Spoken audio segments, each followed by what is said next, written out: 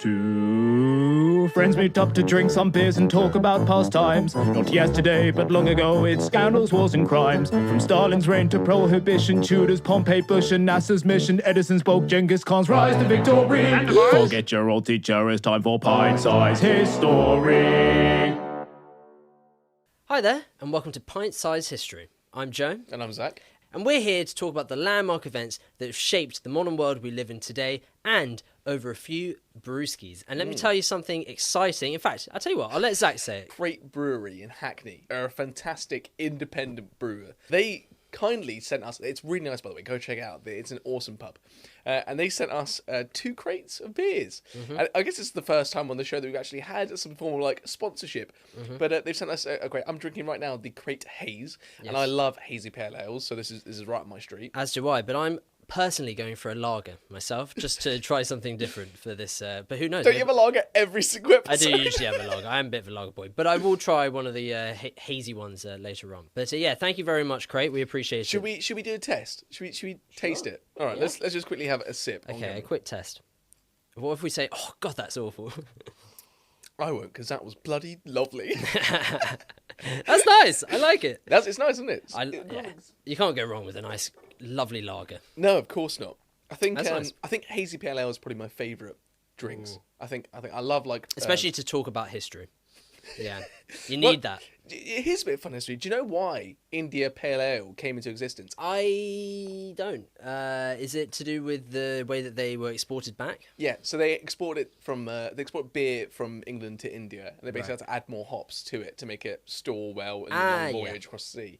So they added more hops, and that became India Pale Ale. People started enjoying that more, and that's that. But thank you very much, Crate. Anyone listening to this, go get yourself a lovely Crate beer. Yes.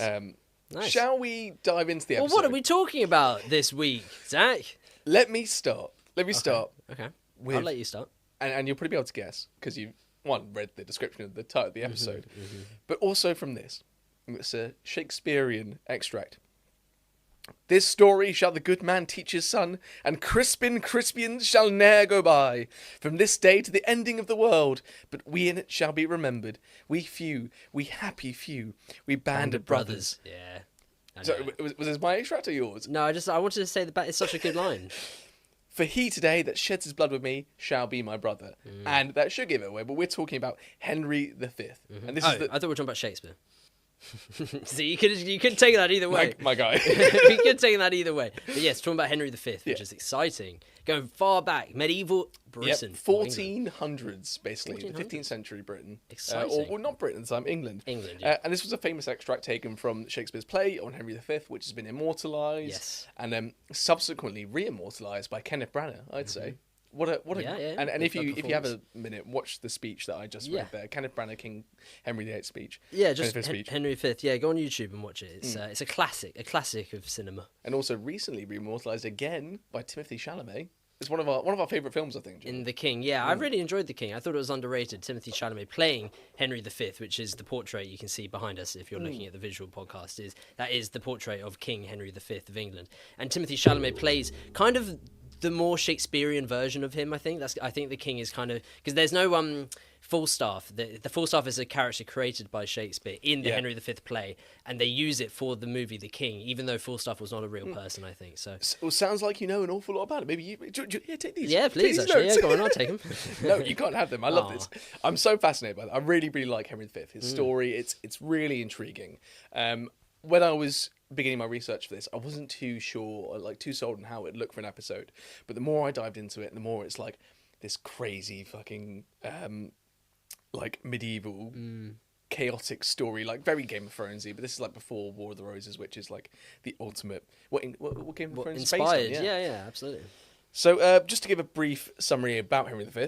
He's probably one of the most famous English kings in history. Note that obviously we're doing a podcast on him, so that should speak to his fame. If Zack and Joe for the Pint-Sized History podcast talking about him, then is he top 5 most famous though? English kings? Kings, yeah. I would say top 3. Henry VIII, William the Conqueror. I'd probably put Richard the Lionheart over him. I don't think Henry V is as famous as Richard the Lionheart, no. And also you count Charles. As in this Charles. This Charles. Or George V. I mean, kind of, who gives a fuck about this Charles? Well, I mean, he And is his famous, big old though. chubby Obviously, fingers. He's not as iconic, yeah, sure, but you know what I mean. Yeah. Sausage fingers. He's also probably the greatest warrior king in English history. Being a warrior and a king. Surely he that's loved debatable. the battle. Is and that the battle true? of, yeah, I would say so. Edward III's also great. Yeah. You could maybe say warrior queen as well, but Yeah. Elizabeth wasn't really a fighter, more like a strategist, I guess. He cemented England's status as a superpower by defeating the French and attempting to integrate the two kingdoms. And I won't give any spoilers about what happens, but he's well known for his feat at the Battle of Agincourt. One of my favourite historical battles, I'd say. It should be everyone that's English's Absolutely. favourite. Too Agincourt right. is a source of national pride in, and we've got a very complicated and rich history of incidents and events and bad things and good things. But Agincourt is probably one of the good ones. It's one of, when we stuck it to the French in probably the best of all the times we stuck it to the French. That's probably the We best. really stuck it to That them. was the most sticking to that the French received. And I got to say, we really stuck it to them. It's kind of nasty, like how badly we give Yeah. the French a run and what for. Yeah. So let's dive in to England at the time. Do you know much about England? In England the in 14th general? Century. In the Yeah, 14th go on. century. Give me the entire No, history of England. is his father Henry IV? What a great guess that was. Well, Henry IV is obviously before him. I don't know if that was his dad.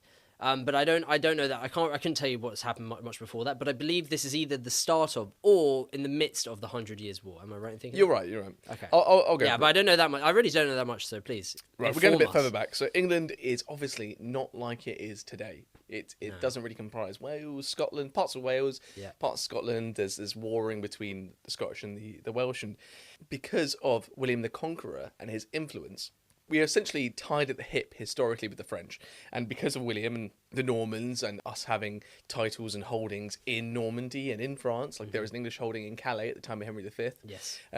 It all makes it rather incestuous, like incredibly interbrooded, I guess you could say. But importantly, the French were the dominant kingdom in Europe, in Western Europe at the time. They were very strong, very wealthy, and they probably thought they were better than everyone. Yeah. But importantly, in France as well at the time, it's very fractious. There's different factions, different families warring because Charles VI is a mad king at this time. He thinks he's made of glass.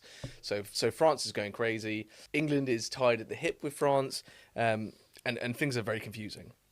What's important is that when the French king Charles IV died, there were no male heirs to the throne in 1328, 100 years before Henry V. That's always a problem. The nobles and the aristocracy typically don't like women leading them. And also the French don't like English people ruling them. And the only blood relative or blood heir of King Charles V was Edward III. So this leads a power vacuum and different claims of titles, and it all gets just a bit crazy. So basically, the only real successor that's obvious to the French king is actually the English king. An English king, yeah. Yeah. And the French people do not like that. So this starts the 100 Years' War, and then you get a whole mess. But I'll come back to that in a second because I want to talk to you briefly about the Plantagenet Dynasty, which is the famous English ruling house.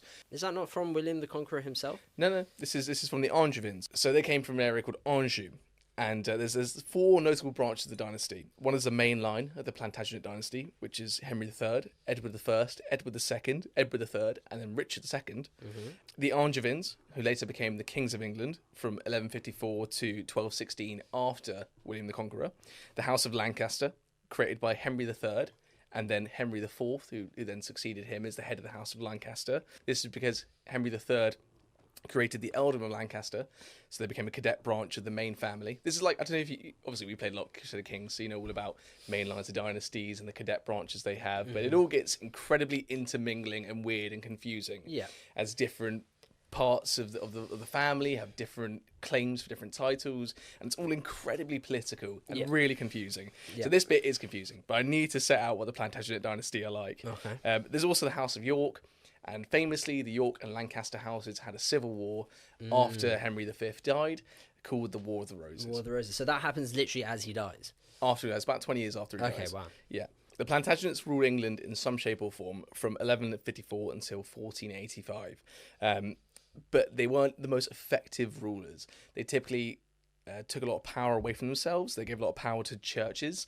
They signed the Magna Carta, which gave more protections for barons and landowners, gave them access to impartial justice, and ensured limitations on payments to the crown through taxes. They took England through this psychotic psychodrama that it's like now in, leaving England in a terrible place by the time they finished. But they did have some great rulers like Edward I, Edward III, and Henry VIII.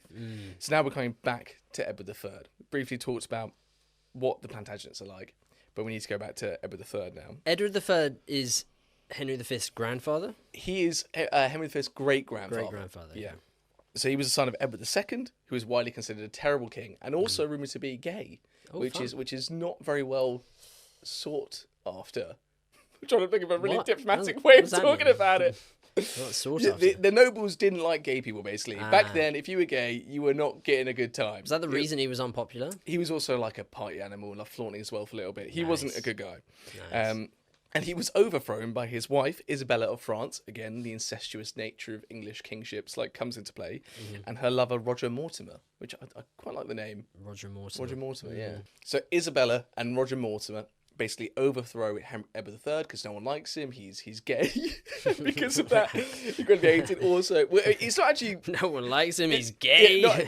There's no actually historical validity to whether he was actually gay, but sources suggest that he might have been homosexual, and that fuels like rumours around the English court, which doesn't look great on the king. So Edward III then begins his reign as king.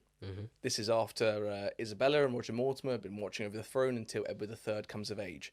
Basically, he's a really good king. He tries to make England a really powerful kingdom again, as it was under his great-grandfather Edward I. But as this happens, Charles IV dies. Charles IV is the only male heir, being his great-nephew Edward III. And Edward decided, as all great English kings do, I want that. I want a bit of that French land. France, I want that. It's my blood. It's my right. This is it is. His legally it is his right to have the French kingdom. But because the French nobles and the French barons don't like the English, they don't want to see it. They don't want to see my boy cook. No. They don't want to see him on that. Which is outrageous because your boy should cook, but they're just not letting him, and that's really And let him cook. Yeah. Really let him cook, Joe. Well, I'd like it if he did. Is he going to? Spoilers. He tries. Oh, he absolutely tries. But he doesn't. So at this time, a lot of France is already English. Like I said before, there's holdings in Aquitaine, which is part of southwestern France, and parts of in Calais as well, and areas in Normandy, which is English. Sorry. And on the 22nd of June, 1340, Edward III sails into France, and the English fleet destroys the French fleet at the Battle of Sluis, which is an area in Flanders, which I think today is Holland or Belgium. Okay. Edward basically has to retreat after the battle because they're running out of money, and this is a big part of the history of English kings.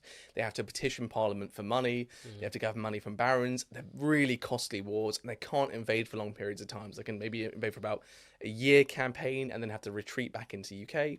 Well, not UK, sorry, back into England, and then go on like a campaign to get more money to fund their next spree. Yeah.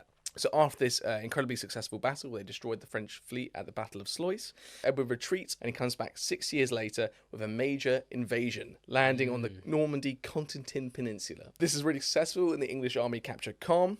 This then leads to the Battle of Crécy and Poitiers, where English longbowmen devastated larger French armies. Yeah, they're not as famous as Agincourt, those two battles, but they are quite known within history. We got them good. Yeah, again, two battles where we really outplayed them, really. Yeah.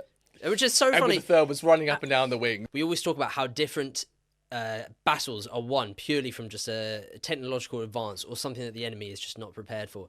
And the longbow is one of it's certainly one of the things to be proud of for English medieval history. Is like how literally all we've just got is a really long stick that we shoot stuff through, and somehow it outplays it wasn't even us. This French army. It wasn't even English. The Welsh invented the longbow. And the Welsh were known as like the greatest archers. Yeah, sorry, that's my Gerwyn Price. Yeah. Gerwyn Price is a Welsh darts player who's actually just so entertaining to watch. I mean, look, he's a modern day longbowman. Yeah, he is, you're right. You know what I mean? Exactly. So thank you, Gezi. 180 Frenchmen dead. Thank you, Gezi. So the English army then captured Calais, and the Treaty of Bretigny was signed, which gave basically all of Aquitaine to the English, alongside different territories. It's the 100 Years' War, which is this long 100-year battle between the French and English, comes to like a brief pause. It's still ongoing, but in like the 1340s to the 1380s, it kind of quietens down a little bit because of the Black Plague. Oh, God. Different economic developments and stuff like that. That Black Plague was dastardly bad. Black Plague. Wasn't good. No. Ooh, bad. That's an episode. Sorry, I'm just thinking of episodes on the spot. You're just thinking Write like that down. Gawain Price and the Black Plague. Write that down. So you got going Go right and there. Price episode, Black Plague, maybe put them together. Anyway, keep going. Also, very sneaky of the French. Every time that the English would invade France, the English were allied to the Scottish. So the French would say, "Oh no, they are invading us again." What the? Sorry, what was that? What? Does that supposed to be Scottish? No, it was French. Oh. Wait, it's still. Yeah, it's still dodgy. I mean, at least it's more. I thought you were doing Scottish. and I was No. We thinking- cannot let the English invade our soil. Yeah, that's better. What- I mean, it's still not great, but that's I sound like the trade ambassadors in Star Wars. the Japanese trade ambassadors. Yeah. Very, very racist, I must say. Yeah. Legend. And every time they invaded, they go, "Oh no, the English are invading Scotland. Just go invade England a little bit." Yeah, it's funny because we're such a nuisance and like we are constantly invading, we're constantly fighting, we're constantly conquering.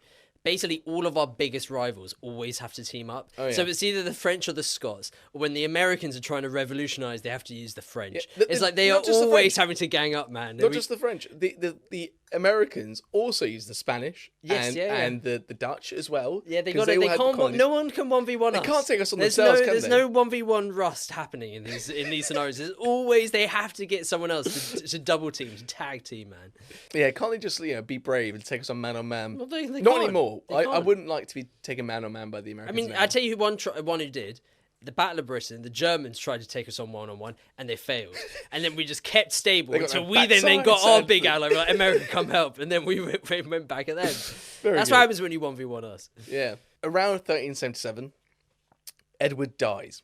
Oh, And Richard which II Edward? Edward the Third, yeah. Right. Good old Edward III, who battered the French at Crécy and Poitiers, he dies. Okay. And Richard II then comes to power. Richie. He's another member of the Plantagenet main line, but he was only 10 years old at the time. And in England, a peasants' revolt occurs, which Richard II puts down horribly, as when any peasant revolts happen, it's usually suppressed with intense Yeah, you got it right. persecution. If you give them an inch, then They take suddenly, a mile, those peasants. The whole country will, right? If they think, oh well, this one peasant's result could actually do anything, then other ones will spring up, thinking, well, maybe it's our turn. It's yeah. Yeah, and can't let them think that. Put them in their place, those damn proletariat. Yeah. The revolt is eventually ended, but not before the peasant crowd had burned houses in Westminster and sacked the Tower of London. They killed the Archbishop of Canterbury and some other notable nobles there. They also found the future Henry IV in one of the rooms of the Tower of London, but they didn't execute him for whatever reason. I think there's two members of the revolt who step in and stop him from dying, which is crazy because that could have completely reshaped English history if Henry IV, father of Henry V, dies. I mean, well, everything would be different, obviously. Yeah. Richard II then effectively deals with the revolt, and that's the first crisis of his realm, which is one of the big talking points of his reign. Following on from this, he basically puts in power a group of people called the Lords Appellant, which are a group of very strong, very wealthy, very powerful nobles.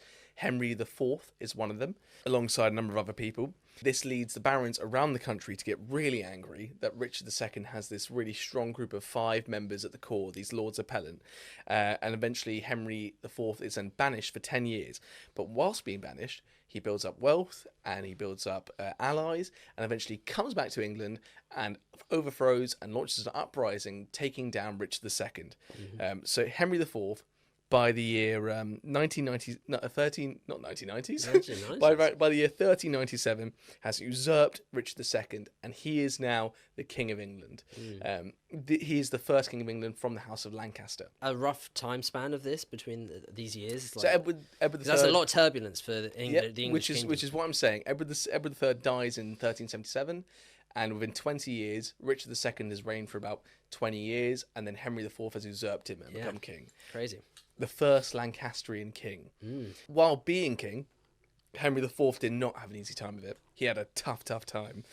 He was basically constantly beset by plots and rebellions, assassination attempts, including the revolt of, and I'm going to butcher this pronunciation, Owain Glyndwr, who is a Welsh prince. man who believes he is the Prince of Wales. And during this time, we see the first sighting of our beloved warrior king Henry V come into battle as he leads some of the armies in this campaign. He has this like divine, because Henry V is born in Wales himself. He considers himself also the Prince of Wales at the time. That's a title granted to him by Henry IV. Yeah, which is a title often given to the heir apparent to the British or English throne. Prince William the Prince of Wales. Yeah. So Henry V has this sort of like godly conviction about him and challenges Owain Glyndŵr in Wales to the right by God of the Prince of Wales. And they have this great campaign. Henry IV, his father, the king at the time, also had loads of different internal rebellions to deal with, such as the Percys, Henry Percy, or Henry Hotspurs, as he's called. And he's called Henry Hotspur because he has literally hot spurs. Do you know that? No, but I could have guessed. Yeah. So you know, when a knight is riding their horse, they have spurs, and they dig their spurs in to make the horse run faster, which is very cruel today, but not the time. So they called him Henry Hotspur because he wanted to charge straight into battle and get in there and sink his spurs into his horse to get there quickly. And Henry IV eventually puts down these rebellions. He defeats the Percys at the Battle of Northumberland. Henry V, his son, leads an army at the Battle of Shrewsbury. So how old is Henry V at this point as he's starting to deal with these small rebellions across England? Henry V is only 16 years old. He's not even Henry V at this point. He's the Prince of Wales. But how old is the future king Henry V at this point? Henry V, referred to as Prince Hal at the time by Shakespeare, is only 16 years old as he's embarking on these campaigns in Wales. So he's just kind of a lot of texts consider Henry V to be this like party boy, this wild animal, and that's conveyed by Shakespeare. And it's very historically inaccurate. That's not the way Henry was. Henry was basically serving an apprenticeship to become the future king of England for years. He was looking after a lot of the politics of his father's council, because his council was his father was getting really ill. He had like leprosy and epilepsy and some other things. And Henry was basically learning on the job. He was ready to become king of England because he'd served since he was 16 right under his father's nose, or under the wings of his father. Right. And he's leading these massive battles against Owain Glyndŵr and against the Percys when he's 16, 17 years old. So going back to Henry IV, we get towards our main character of the story. Henry IV puts down his rebellions and defeats the Percys at the Battle of Northumberland. He also deals with Owain Glyndŵr at the Battle of Shrewsbury. And while doing so, his health wanes. He has disfigured skin and he suffers a fatal bout of a grave illness. And in 1413, this illness kills him. We're not sure what it was, but it's rumoured that it's leprosy and epilepsy, like I said before. Yeah. By this time, Henry V was becoming a great part of the government, like I just said, and then succeeds his father to become king in 1413. We're now at Henry's reign. But I think it's important because I haven't covered anything to do with Henry V basically yet, to give a little backstory and address some of the points you made earlier. So Henry V was born in 1386 in Monmouth Castle in Wales. Like I said, this title, the Prince of Wales, is gifted by his father because he's born in Wales. It's an essential part of who he is as a man. He was incredibly studious. He particularly loved martial affairs. He loved fighting and all things about it, and loved learning about that. He performed stoically in battle, putting down Owain Glyndŵr's rebellion, and then fought Henry Hotspur at the Battle of Shrewsbury. The Netflix film The King suggests that in doing so, he challenges Henry Hotspur to a one-on-one combat. Yes. I don't know if you remember that from like the opening scenes of the film. In their knight armour, they're like in full plate armour. Yeah, but great scene. It is a great scene, but it's not true? No, not true at all. That's a shame. I think someone from history here unpicks it, and they're like, why on earth would they do that? They do. I think there's a lot of chivalry in English kingships and English nobles and royals.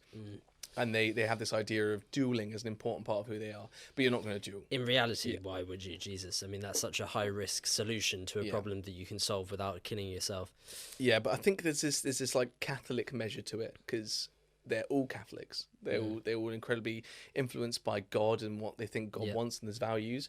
So the Bible forbids the spilling of Christian blood. Yeah. And I think that kings and nobles in the West at the time were aware of this in Europe, and they kind of did go out their way to not make sure they spilled any blood or Christian blood, and that the religion was safeguarded. But obviously this is not the case when you want to conquer countries and be ruthless. You basically just use the Bible and you use religious Catholic morals to yourself and your own like situation until it's against you, and then you just pretend it doesn't exist. That's kind of how all religion works. You use it when it helps you, and you just ignore it when it doesn't. It's a really cynical take there on religion, isn't it? No, I don't think it's cynical at all. I just think that in reality, people in power will do whatever it takes to continue having power and enlarge their power. And if that means that they will use whatever they can at their disposal, they will. But the second it then gets in the way, they will pretend it's nothing and pretend it's worthless. And that's the case through all religion. I mean, literally all religion. I'm not just talking Christianity, but like any religion that's, every religion is like, you should be nice to those that are of the same religion as you. You should be. Is that what the Bible says? That's biblical text, isn't it? No, I'm not saying. No, obviously not word for word. But my point is that in reality, love thy neighbor. This is not a thing where you should be killing people that are of the same as you. You should be killing people from other, which is why stuff like the Crusades is so expected, really, within reality. But there should be no. In theory, there should be no wars between Muslims and other Muslims and Christians between other Christians. But there were thousands and thousands of those types of conflicts and wars. So it's just you literally, they just follow, anyone that's in power will just follow what they need to get the next thing that they can take. Last episode was on Alexander the Great, but how do you think Darius and Sirius, is that his name? Darius III was the king. How do you think they got their empires? The king of the kings. Through a lot of bloodshed, Muslim. Well, it was Cyrus the Great that got the Persian Empire. So, I'm sure he did it through a lot of conquest. Yeah, exactly. Apparently, Henry V is incredibly physically imposing as well. He's 6'3". Wow, which is incredibly tall for someone at that time. Yeah, Timothy Chalamet ain't 6'3". That's for sure. Was he like 5'11", maybe 5'10"? I don't think he's short. 5'10", I imagine. Yeah. The average height for an Englishman at this time is 5'7", so you can imagine he's 6'3". Head and shoulders above everyone else, basically. Jesus. He was slim. He had dark hair and a ring, which, if you're looking at the visual podcast, you can see behind me. This is a famous portrait of him, and I'll explain why this portrait is incredibly important in a second. And that's because I'm about to talk about the Battle of Shrewsbury. This is where Henry suffers a life-changing incident and a life-changing injury. He's fighting against the Percys and Owain Glyndwr at the Battle of Shrewsbury. And during this battle, large sets of longbowmen attacked either side against each other. This is like English strategy at the time. It's archers first. We're archery nation. kingdom and age of empires. We're an archery civilization. So, and longbowmen are very good there. Joe, you love them. I know you do. I do absolutely love the longbows. It was a military innovation at the time. It could potentially pierce even plate armor, which is becoming the most widely used source of armor at the time that knights and men-at-arms would wear. And this basically was one of the reasons why England turned into powerhouse, because they had the longbowmen, which could answer so many questions thrown at them by different countries, like cavalry and well-armored men-at-arms in huge numbers. And during this battle, one of these arrows might not have been from a longbow, but it was a bodkin point arrow, which means that it's basically lodges into your face and then gets stuck inside your skull, so you can't pull it out. But one of those hits Henry in his cheekbone. It almost kills him. But John Bradmore, the royal physician at the time, crafted a tool, and this is really fascinating. Yeah. You can go on YouTube and find a video of this guy showing how the tool works, how they made it. But they basically, it's like a metal tube, and they put something else inside it and pull the arrow through that tube, which means it can't get stuck in the skull. And they pull it out, but it leaves permanent scarring on the left cheek or the right cheek of Henry. And that's why you see in the portrait behind me, while he's looking to the direction. This is the official portrait of Henry V. Absolutely, yeah. And because he wanted to avoid showing the scar on the other side of his cheek. Yeah. So all of his portraits are like that. And you know what's so funny? This is completely coincidental, but I don't know where it was. It's somewhere on social media. I saw a literally just some random picture of every single English and British king and queen in like a row with their official portrait. And I remember, because I'd forgotten that was what it was, that his face is turned 90 degrees so you can't see the side of his face that was hit by the arrow.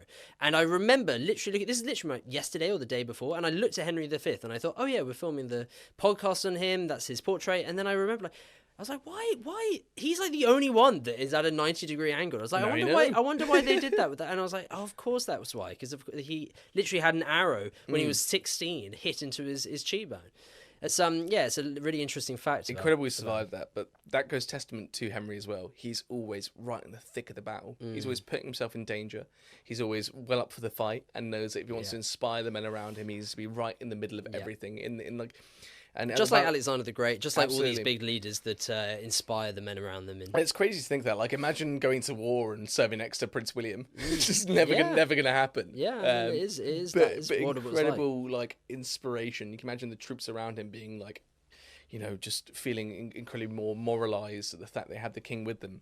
And he does this as well about Battle of Agincourt. He's right in the centre of everything. Yes. And he almost dies during it because he gets hit on the head with an axe during it. So now at the age of 26, King Henry V, our Prince Hal, the person who has been gravely injured but, now just has scarring on his cheek and has lived tales worthy of men double his age. By the way, kudos to his medic there, because my God, like I can't imagine how intense, quick thinking you would need to actually save someone that's got a arrow in their cheekbone. So the fact that he's even around now for this part of the story is insane. It's incredible, yeah. So he's been kind of in the background for around 10 years or so, watching how it's done, learning from his father, being involved in wars. Clearly observing very astutely. Yeah, absolutely, and that's what he does. He's a great learner, and he's incredibly driven and has this immense energy about him. And he immediately starts tackling domestic issues. He made it clear that he wanted to rule as a head of a united England, so forgave old foes of his father and buries the body finally of Richard II, who was never found because of assassination attempts against him while he was in the prison of Henry IV. Right. So he tries to appease to all sides of the dynasty and the nobles around to show that he is a king for everyone. Yeah. He's not just a king for himself and the House of Lancaster. He wants to serve England and better English ideals. He deals with uprisings such as the Lollard Uprising, which I didn't know this, but the Lollardy is actually a proto-Protestant Catholic movement. So I think one of the early foundations of Protestantism. Before it became mainstream. Before it became the official religion of England 100 years later, he has to deal with an uprising to put it down. And he crushed them brutally at a battle in St Giles Fields and executed and burned his old friend Sir John Oldcastle, who is apparently who John Falstaff is based on. Okay. He's ruling with an iron fist, but he's also ruling a united nation. He's appealing to the nobility, but he's crushing any challenges immensely well. And he's really good at that political game. He can play it really well. And with that, he has an eye on foreign affairs. He's dealt with domestic issues and puts down plots to depose him in favour of other people, and he's sort of cemented his role, but he's not really convinced everyone yet, which is why he feels like he needs to turn to foreign affairs and start going for invasions and campaigns and finally press his claim to France. He was always dead set on this invasion of France and taking the titles back for him, and in doing so, like I said earlier, any king has to be really good at petitioning Parliament and getting money for their cause, and he is really, really good at doing that. He can go to Parliament basically whenever he wants and give them a rousing speech and authorise the collection of more taxes to put forward any wars that he has planned. And he's really good petitioning barons and landowners and other forms of revenue and income for campaigns, and he can do that effectively. Right. So the stage is set. Yes. Henry V is now in power. He has lobbied Parliament. He's united his kingdom slightly. He's got money for an intense campaign. How old is he at this point? At this point, I think he's around, I would say he's around 26 or something like that. Okay. So he's come to power at 26. Right. And I think this was 2 years later, so he'll be 28 about now. Okay, yeah. And he's dealt with domestic issues. He has still like a pressing, lack of credibility, and no one's really sure of him yet. And he's put everything in place that he knows he wants to go for France. And he knows that, as every good king does, he's got to go as an English king and take over their lands, France. Unite it into the English realms. Yeah. And I think that's probably, unfortunately, where I'd leave part one of this story. No, but we were just getting into the thick of it. Yeah, I want to hook you. I want to get you going. Oh, man, my hands are clammy. I was like, here we go. It's time for France. We're going. And this is the most exciting part of the story. And I know this kind of last 45 minutes has basically hardly been about Henry V. But I just wanted to paint this picture of how crazy England is at the time. Everyone's plotting against each other. There's murders, uprisings, everything. And now we have this man, this suddenly Henry V, who's come out of nowhere, an usurper for a father, who's not really convincing the barons and nobles of the kingdom.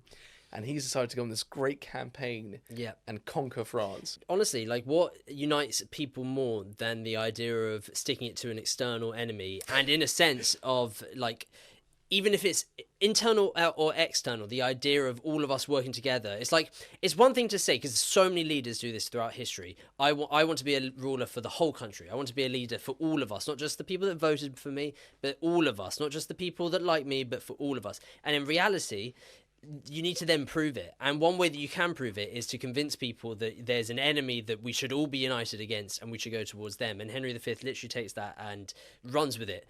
And not only goes after England's most immortal enemy, which is France, but also at a Immortal enemy. Well, I'm not The sure. undying word. French. Yeah, it is. And in a fashion that's incredible. He's this young king. He's already fought in battles himself.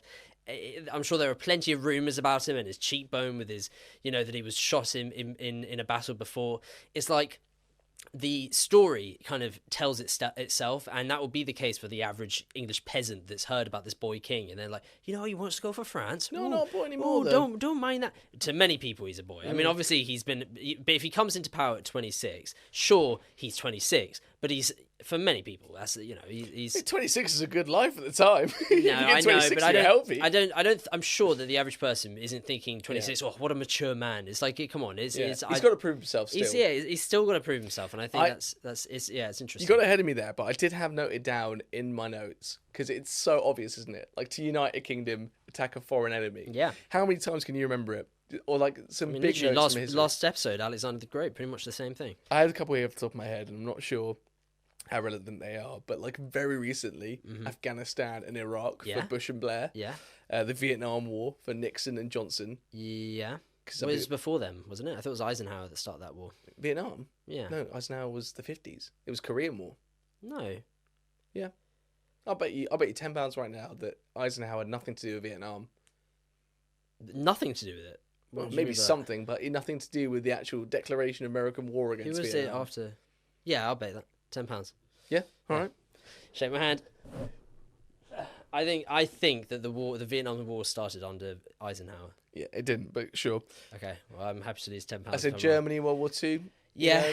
This, to be fair, I mean, Germany's a bit different because that was pure world conquest type agreed. style. It's not like the German people were united under him before that anyway. I mean, I guess you could say that his rhetoric was always that there were people that were wronging Germany, like the Jews or the Bolsheviks or whatever, the Western powers. So I guess it is external. I mean, to be honest with you, it is just part of the playbook, even not just for dictators, but for anyone that really wants to solidify their realm. Ooh. They will always push that there's a power that's a problem that they need to deal with. The Winter War for the Soviet Union in that case? Yeah, I mean, don't get me wrong. This is an unfair example because Argentina was not... they attacked us, not we attacked them. But my point is, Margaret Thatcher was not a popular leader before the Falklands War happened. Yeah. And suddenly, when there's an external enemy that all of Britain, even the people that hate Margaret Thatcher, can agree we want those islands. Even the coal miners it brings everyone together. It's kind of like, you could almost say everything is like that. Anyway, is this the end of the episode? Let's wrap up there. Thank you for listening to the last 45. What we listened to in part 2? What's going to be happening? Part 2, we're talking all about the most notable parts of Henry V's reign as king, which is the conquest of France and the famous Battle of Agincourt. Ooh, I'm excited. Which I love and I can't wait to dive deeper into. Sweet. But thank you very much for watching. We'll see you in the next episode. Bye-bye.